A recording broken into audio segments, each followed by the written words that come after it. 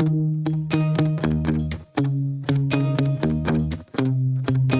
is the Segovia Show.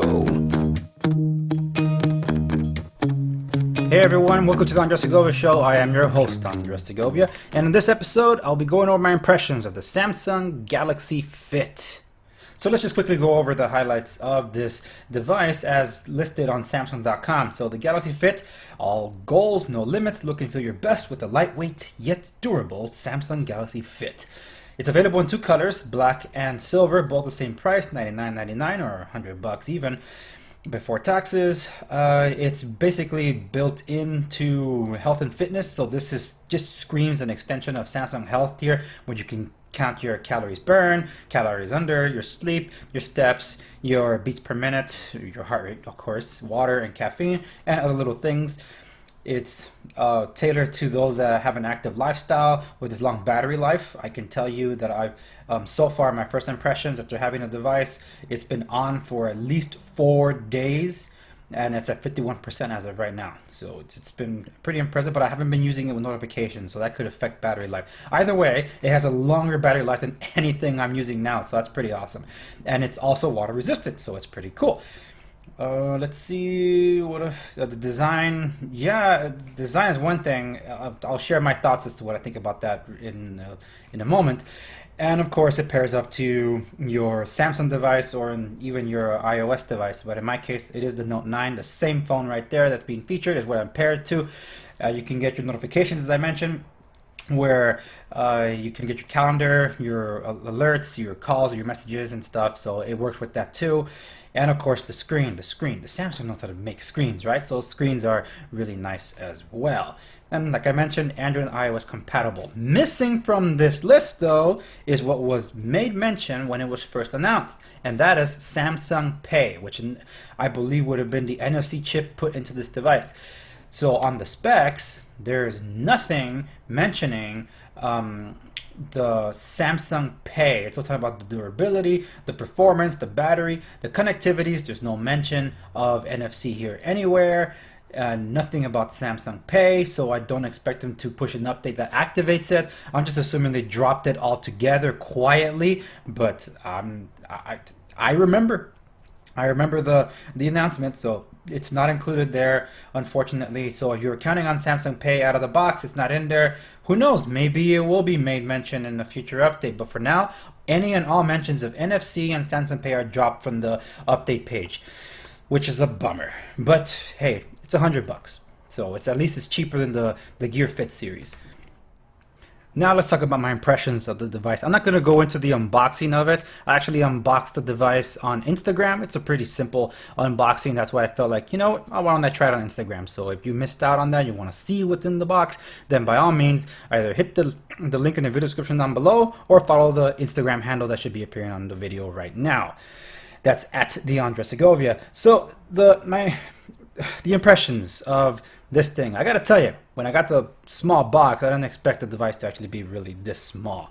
Now, coming from the Gear Sport to this is a big difference when it comes to like sports tuned items, like related for fitness. The reason I say that also because I used to have the Gear Fit Pro, and that one I felt was a good size. So when I first got this, my first thoughts were, I'm gonna hate the band. This kind of band is similar to the sports band that you loop in and under, like the ones that come standard on some of the Apple Watch devices that I hated from the get-go. That's why I replaced it with some kind of mesh. And this is removable, so that's good. It's not one thing that's intended to stay on the watch. So there's the holders in the back, so you can remove it. But the overall band itself, it's really light. And it's so light you might think it's fragile, but I gotta tell you, especially because this band is really annoying, I dropped this without fail at least twice a day, and it's landed on tile, so it's held up really good. I don't see any scratches, grooves, bumps, or anything of those kind of scrapes, and that's actually a really good thing because I want to point out about the screen. The screen is really flush.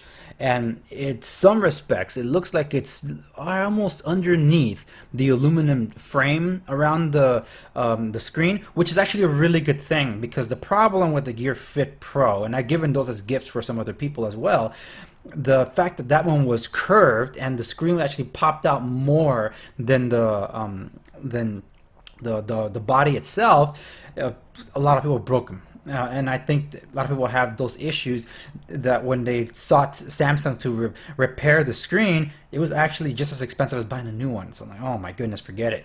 So I'm hoping that this goes a long way. It's proven its durability already, so no joke, Samsung said this is tough, and it is tough, even though it's a light device. So that's positive. The downside is that I keep dropping this dumb thing because of this pathetic loop.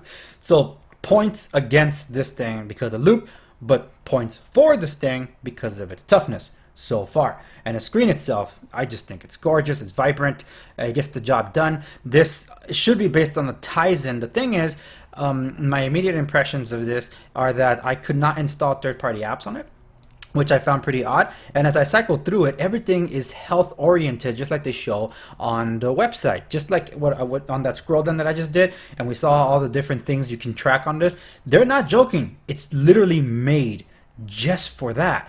So I'm like, okay, and I'm gonna go into the details of that in my review for it. This is really just my impressions of it. So this is strictly fitness, not fitness tracker with smart capabilities like the Fit Pro is and was. What else can I tell you about this? I want to see if there's any third-party bands available for this, that's for sure, because I want to get rid of it.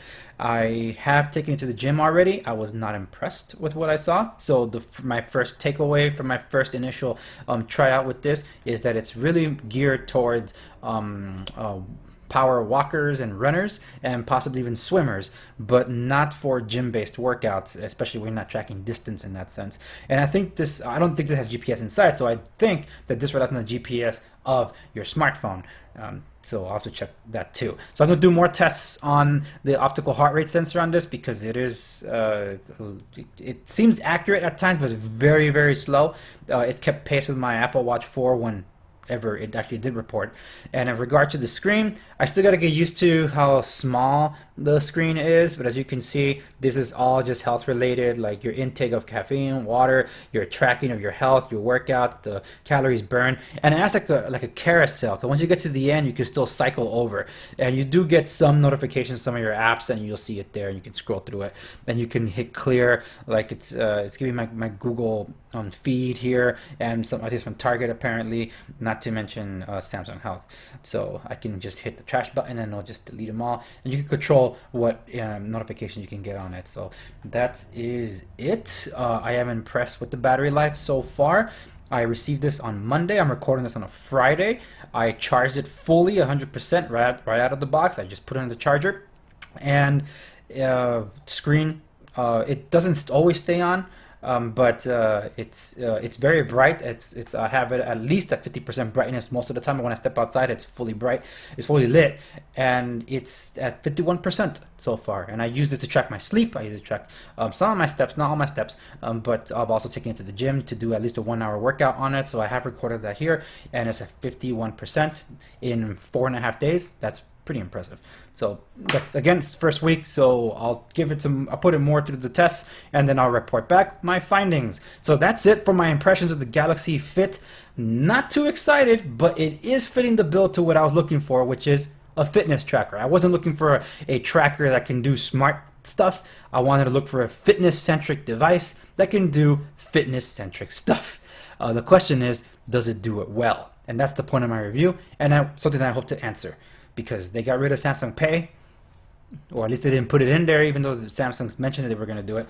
So that's probably one hint right there that this thing is really just about tracking fitness, and that you need your phone with you in order to do that.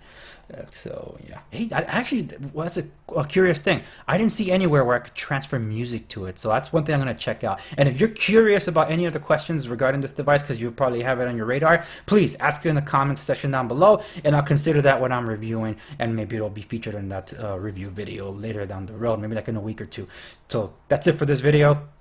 Like, share, and subscribe. Hit the bell so you can stay notified whenever notifications come in, whenever I post up a video. And remember, sign on, subscribe to my podcast, because that's every week on a Monday. It's a new episode, 10 a.m. Pacific Standard Time, and there's a lot of interesting stuff going on. And my recent episode is really trending, which I'm really excited about. So I'm really happy. Not all the podcasts are posted here on the channel on purpose, because they're shoulders on the show and it's audio based. I don't want to just put just an audio thing unless you're used to that kind of thing, but you'll be able to enjoy it better if you have like a YouTube premium subscription. Otherwise, I know how annoying it can be to try to use YouTube on a mobile device. You have to have your screen on it when it's just audio. But for those that do listen to YouTube, thank you so much. But the meat of the show is on podcast directories, so I recommend you subscribe to any of the directories that are shown down below in the video description. So until next time, take care, and I'll see you on the next video.